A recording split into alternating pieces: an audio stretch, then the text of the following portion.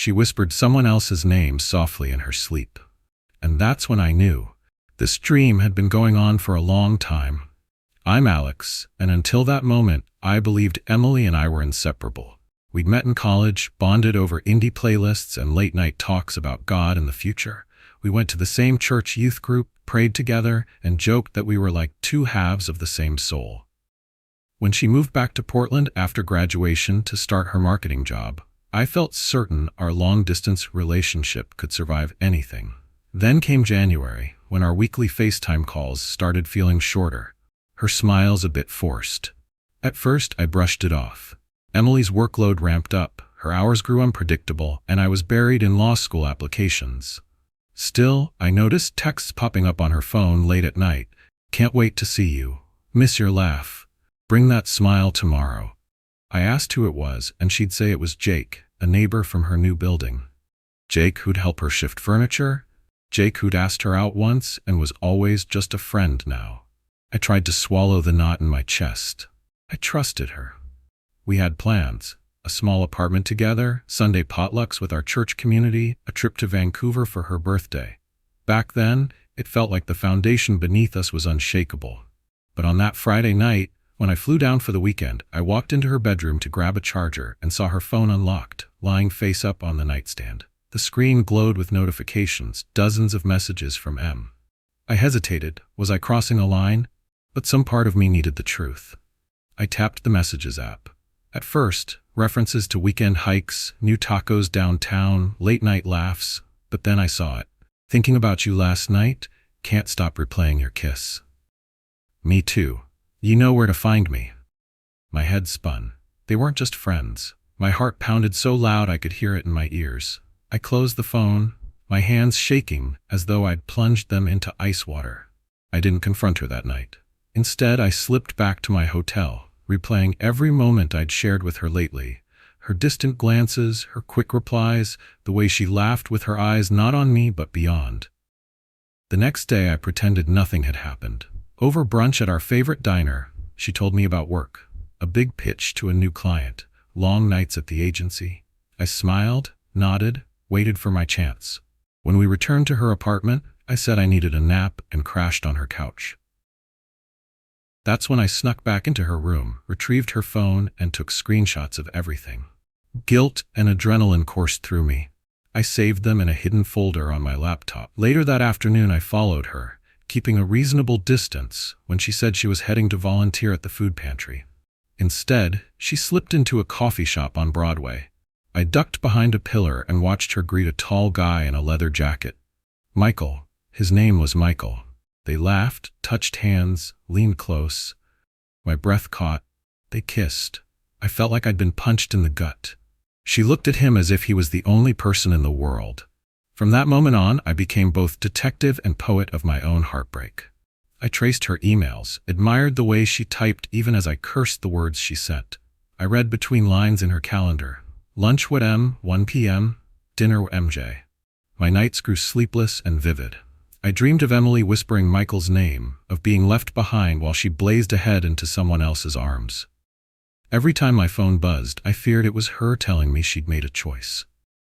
But I couldn't stop.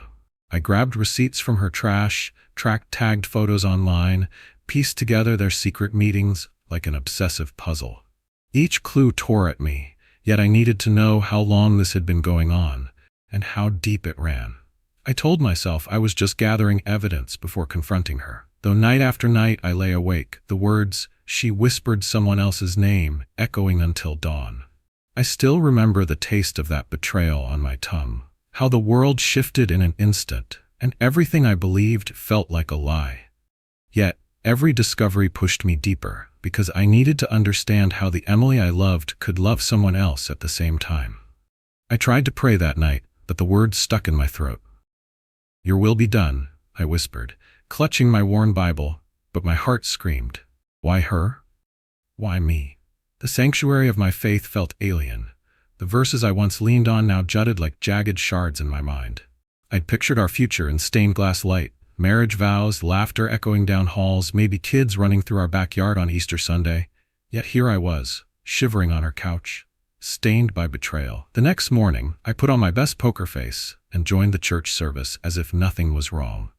Emily arrived late, her coat haphazard over one shoulder, cheeks pink from the cold. I watched her hands clasp the hymn book, noticed the faint tremor as she turned the page.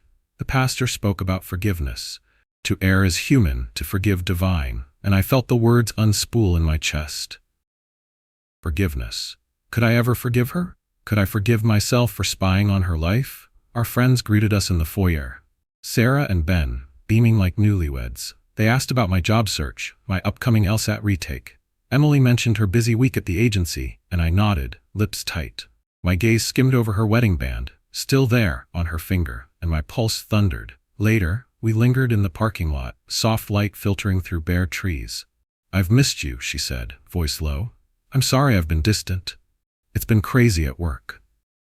I forced a shrug. I get it, but I wasn't satisfied. I needed closure. After lunch at a small taqueria where we used to share tacos and dreams, I suggested we take a drive out to the coast. The ocean was our refuge, a place where Emily and I had unpacked our hearts. She agreed, sliding into the passenger seat with that old smile I once adored. As we drove Highway 101, I watched her profile, the sunlight catching her hair. I prayed for courage. To speak, to confess, to forgive, or to end this. When we reached the cliffs, I parked overlooking the restless sea. The wind whipped around us, lifting her hair like dark flames. We stood side by side, shoulder touching, and for a moment I let the past week's pain settle into the salt air. Then I asked, "Emily, can we talk?" Her eyes flicked to mine, concern dancing in their depths. "Yeah," she said softly. I took a shaky breath. "I know about you and Michael." The words exploded between us. She went still, breath caught, eyes wide. The ocean crash felt distant, muted, like background noise to my confession. "How?" she began, voice trembling, but I pressed on. I described the messages, the coffee shop, the screenshots. Each detail felt like lacerations to my spirit, but I needed to say it out loud. As the wind tore at her coat, I held nothing back. "I followed you. I saw you kiss him. I saved every text." Tears welled in Emily's eyes, and she reached for my hand, voice cracking. "Alex, I never meant to hurt you," but I jerked away. Guilt spiked. I was a monster for stalking her, but anger eclipsed guilt, and the Bible verse about "do not judge" slipped from my mind. I needed answers. "Why?" I whispered, voice raw. "Why him? Why lie to me?" She turned fully toward me, wind snapping her hair. She spoke of loneliness, of feeling unappreciated when I was buried in applications, of Michael's kindness when I was overwhelmed. She admitted the affair started innocently, a taping of her work presentation, then coffee to debrief, laughter at inside jokes, until it wasn't innocent. "It just happened," she said, tears streaming. "I didn't plan to fall for him." Her confession shattered something inside of me. The faith I'd held so dear felt bankrupt in that moment.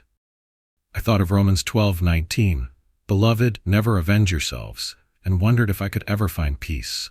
I stared at the horizon, waves colliding as if searching for a sign, but clarity didn't come riding in on cresting foam. Instead, I felt hollow, like a shell left behind by the sea. We stood there for what felt like hours, neither sure of what to do next.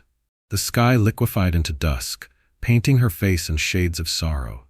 I wanted to embrace her, to forgive, to salvage the life we'd dreamed of.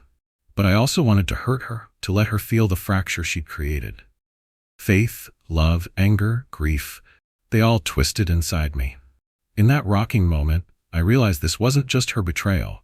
It was the unraveling of my whole world, and I wasn't sure I could ever stitch it back together again. The air grew colder as the sun slipped beneath the horizon, and I finally let my shoulders drop. Emily's tears sparkled in the dim light, and I wondered how I could still see her as the same person I'd fallen in love with freshman year, a girl who laughed too loud at inside jokes and cried during every movie's sad ending. Now she was a stranger I'd once shared a bed with. I turned away first, scanning the cliffs. The wind was relentless, biting through my jacket. I considered stepping closer to the edge, letting the fear pull me back. Some small physical reminder that I was alive, even if everything else felt dead inside.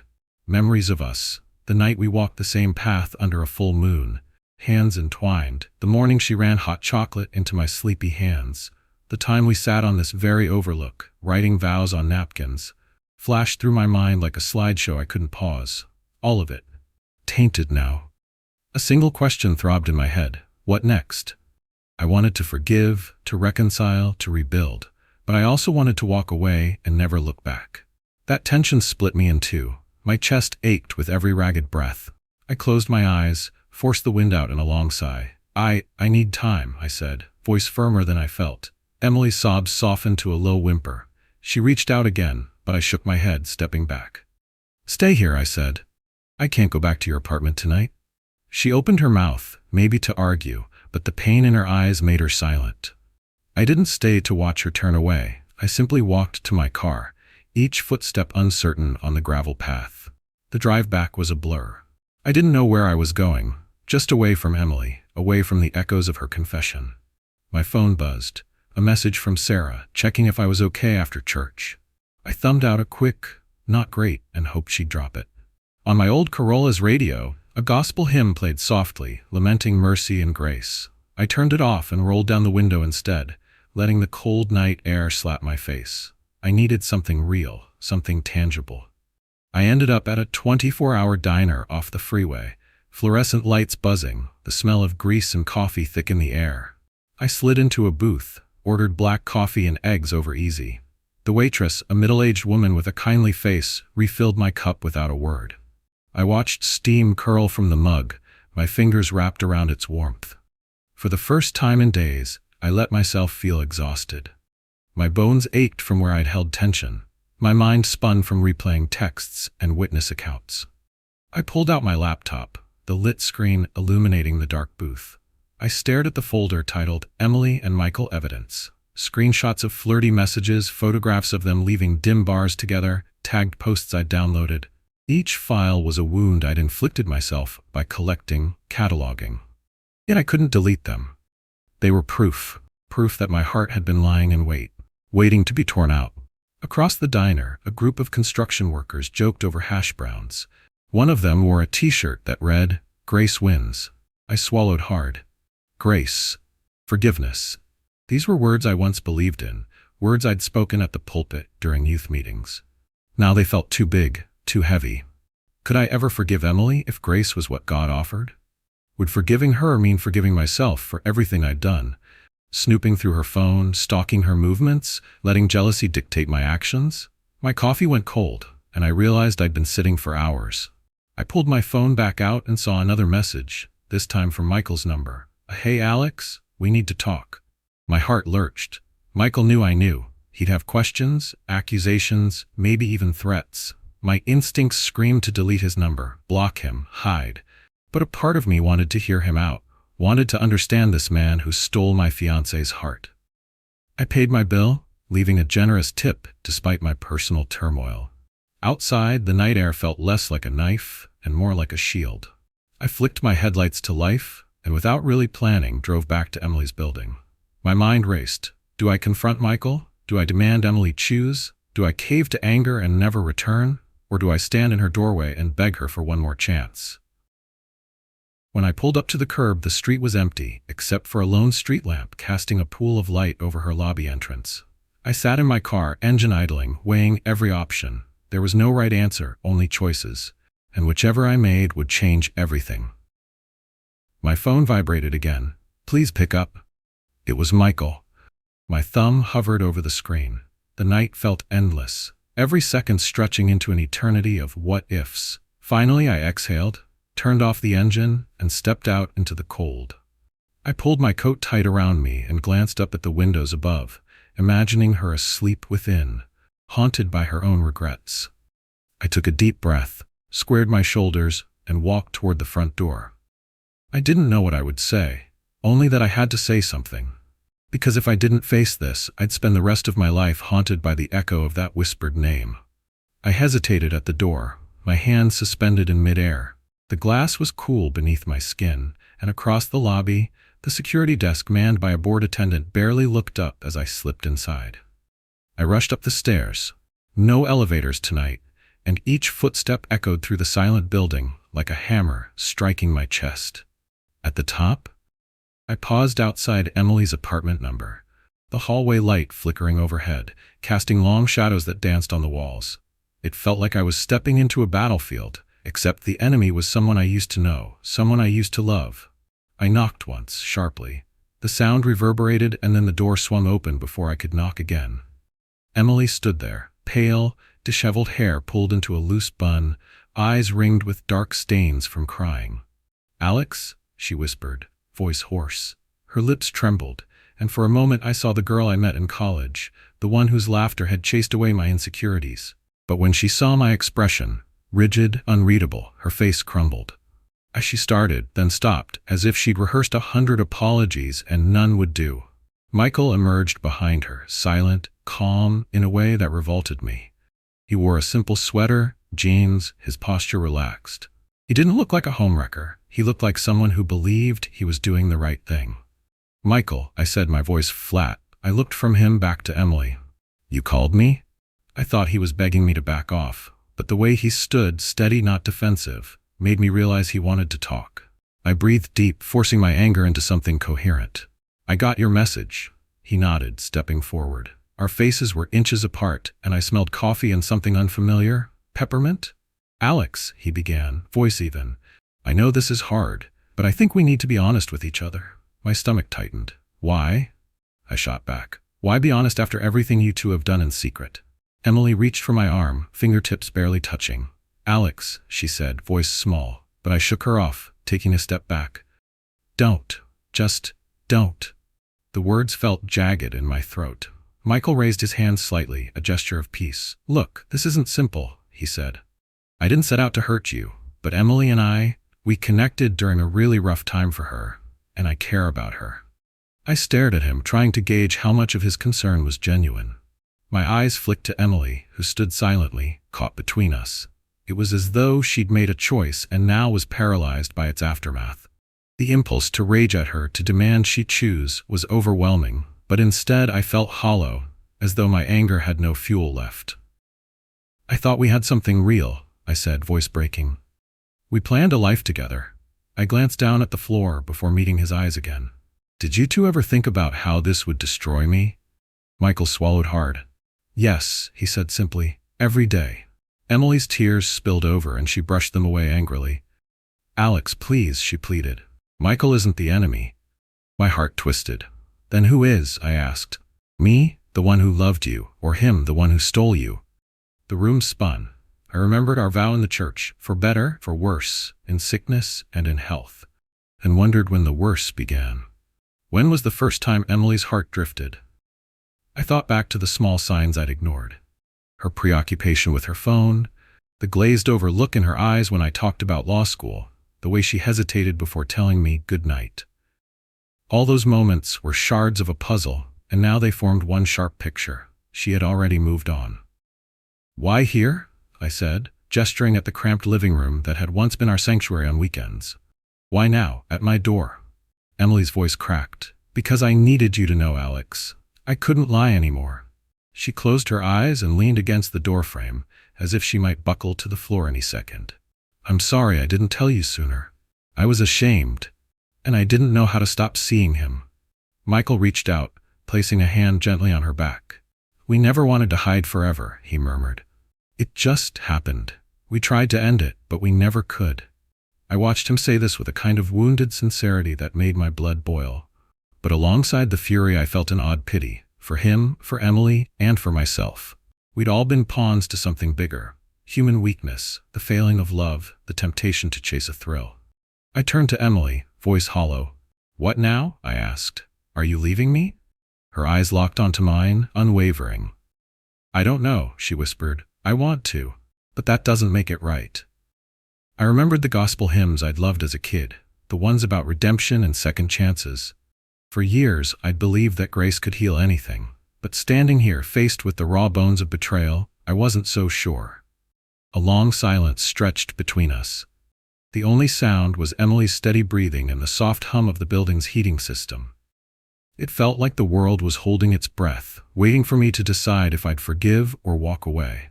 My mind reeled with conflicting thoughts. I loved her, had loved her for so long, but could I bear to rebuild on a foundation cracked this deeply? Could love alone bridge the chasm between us? Finally, I took a step back. "I need space," I said, voice firm despite the tremor underneath. I have to figure out who I am without you. Emily nodded, lips trembling. Michael's shoulders slumped and he said nothing.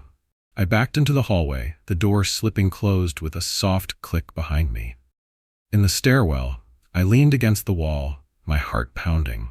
The building felt emptier now, as though her absence had sucked the warmth out of it. I realized that whatever came next, whether we found a way back to each other or parted forever, it would be the hardest thing I'd ever do. I squared my shoulders, drew in a ragged breath, and descended the stairs. Each step was heavy with the weight of what I'd lost and what I might still hope to find. I stepped off the last stair into the cool night air, my lungs burning as if I'd run a mile. The street was empty, lit only by the single lamp over the entrance. I paused, my back against the brick wall, and tried to steady my breath. Each inhale tasted of regret, each exhale carried a whisper of loss. I fumbled for my phone, expecting, I didn't know what. But instead of Michael's name on the screen, it was my mom texting. "Everything okay?" she'd asked. I stared at that message for a long minute before typing a one-word answer. No. I didn't walk back to my car. The city felt too small, too familiar. Instead, I headed down the block toward a 24-hour bookstore I'd discovered freshman year, the one with battered chairs in the poetry corner. I needed a refuge. Inside, the fluorescent lights hummed, and the scent of old paper was a balm. I sank into a threadbare armchair beside a shelf of psalms and read random verses, hoping one would leap off the page and mend the fissure in my heart. "The Lord is close to the brokenhearted," it said in Psalm 34. I let those words wash over me, but they felt hollow, like an echo in an empty room. Around 2 a.m. I realized I couldn't pretend to seek solace in Scripture. Instead, I turned toward the biography section and found a memoir of a man whose wife had left him for another. I read about his months of emptiness, the nights spent dialing her number, the sermons he attended hoping for distraction. I closed the book at 3 a.m., not because I'd found answers, but because I realized I was only reading someone else's heartbreak, while mine sat heavy in my chest. When the store clerk hovered with a fresh cup of coffee, unasked, I realized I'd dozed, drool at the corner of my mouth. I thanked him, paid for a small paper cup, and left. By the time I got home, the sky was tinged gray. The city stir began somewhere beyond my blackout curtains. I fumbled my keys, unlocked the door, and flipped on every light. My apartment felt like someone else's, the couch cushion indented from where she used to curl up reading Forbes magazine, the coffee mug still sitting in the sink, our throw blanket draped over the armchair as if expecting her. I flicked them all off one by one until I sat in the stark glare of the kitchen light, alone. I pulled out the folder of screenshots and photographs. Under the cold kitchen hood, I stared at the digital proof of their affair. The messages, the selfies they'd sent each other, the locations stamped on our shared calendar.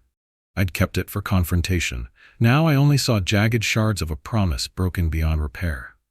With shaking hands, I dragged the files to the trash and emptied it. As I watched the meter spin, I felt less relief than I expected. The evidence was gone, but the pain remained. I sank to the floor, wrapping my arms around my knees. For hours I sat there, blinking against the ceiling's harsh white. By dawn, exhaustion overtook me. I woke sometime late morning with my head on the cold tile and a text from Sarah. "Hey, saw you missed Bible study. Coffee today?" My thumb hovered over the reply. I couldn't face church, not yet, but I needed to see a friendly face. I texted back, "Coffee at 11? She answered with a string of emojis, and for the first time since the confession, I felt a sliver of relief. At the cafe, Sarah greeted me with a hug so tight I felt tears prick my eyes. She ordered my favorite latte, placed it before me steaming, and said nothing until I stirred in sugar. Then she asked, "Want to talk?" I exhaled hard. "I ended things," I said, voice cracking. "Everything." Sarah nodded, her eyes soft. "You'll get through this," she said, "one day at a time." Later, I walked to the riverfront, latte in hand, watching the water sculpt pebbles beneath the bridge. I thought of Emily. Her face contorted with shame as I left her apartment, and Michael's calm admission of love that evening.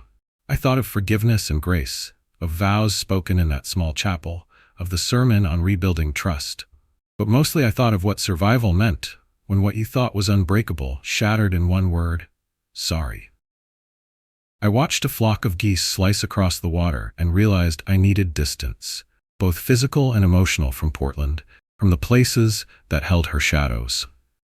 So I booked a one-way bus ticket to Astoria for next week, a solo trip to the coast where we'd once laughed over clam chowder together. I didn't know if I'd find closure there, but I needed the horizon to be wider than my heartbreak. As I made the booking on my phone, I felt the first sting of hope. That maybe, somewhere beyond the sound of waves, I could learn how to be whole again. The bus rumbled through the early morning mist as I stared out the window, city lights fading behind me into quiet suburbs, then open fields. Clutching my coffee, I felt the weight of my decisions settle around me like a heavy blanket. Portland was behind now, every street corner and cafe where Emily's laughter once echoed. Each mile took me further from our life together, closer to the unknown horizon of the Oregon coast. I didn't know what I'd find in Astoria, maybe only the same ache with a new backdrop, but I needed the salt air to wake something inside me that wasn't heartbreak. When the bus let me off at the small terminal, the dawn sky was a pale watercolor, and gulls wheeled overhead. I hoisted my bag and breathed deep, air crisp like the morning after a storm, bright with possibility. My plan was simple: 3 days in a rented cabin overlooking the Columbia River, long walks on the beach, and no contact with Emily or Michael. No screens except to call my mom or Sarah if I needed to hear a friendly voice. It felt like unlearning and relearning every part of myself. The cabin was rustic, knotty pine floors, mismatched furniture, but a wide picture window facing the water. I dropped my bag, walked to the window, and watched fog drift across the river's surface. It was silent, except for a distant foghorn and the call of seabirds. For the first time since Emily's confession, I let myself just be still. No evidence gathering, no plans for confrontation, no anxious rewinding of every memory. Just me, the river, and the sky. That afternoon, I walked the beach's tide pools, the sand damp beneath my boots. Small crabs scuttled between rocks, and sea stars clung to kelp. I crouched to examine them, marveling at their resilience, how they clung on even when waves threatened to pull them away. Somehow that felt like me, holding on to who I was, even as my world shifted beneath me. I collected a smooth, flat stone, turned it over in my hand. It was cool and solid, a reminder that some things endure. Back at the cabin, I wrote in a battered journal I'd brought. Letters to Emily I wouldn't send, prayers I still wasn't sure I believed, confessions of anger and grief I needed to purge. I wrote until my hand cramped, until the pen ran out of ink. In the margins, I sketched the cliffs where we'd once stood, as though drawing might let me step back into the moment and claim my lost power.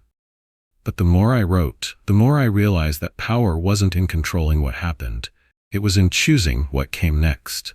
On my second morning, I drove to a lighthouse at the river's mouth, an abandoned tower I'd read about online. The path was overgrown and slippery with moss.